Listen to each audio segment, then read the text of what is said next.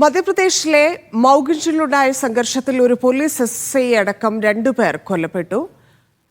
2 പോലീസുകാർക്ക് പരിക്കേറ്റു. ജനക്കൂട്ടത്തെ പിരിച്ചുവിടാൻ പോലീസ് ആകാശത്തേക്ക് വെടിയുതിർത്തു.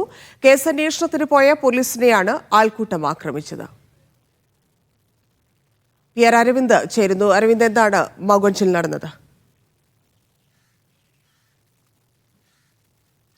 ഇന്നലെയാണ് മധ്യപ്രദേശിലെ മഗൗഞ്ചിൽ വലിയ രീതിയിലുള്ള സംഘർഷം റിപ്പോർട്ട് ചെയ്തിരിക്കുന്നത്. ഒരു പോലീസ് SI അടക്കം 2 പേർക്ക് ജീവൻ നഷ്ടമായിട്ടുണ്ട്.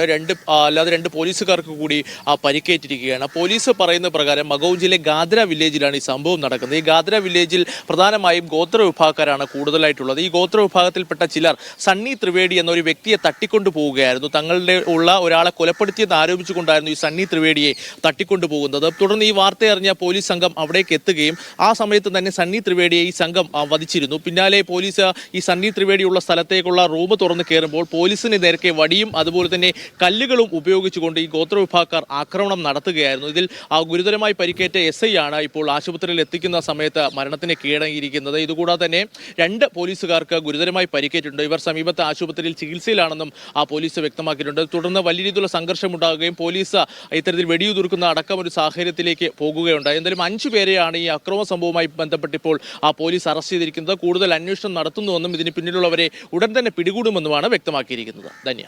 ശരി അരവിന്ദ്.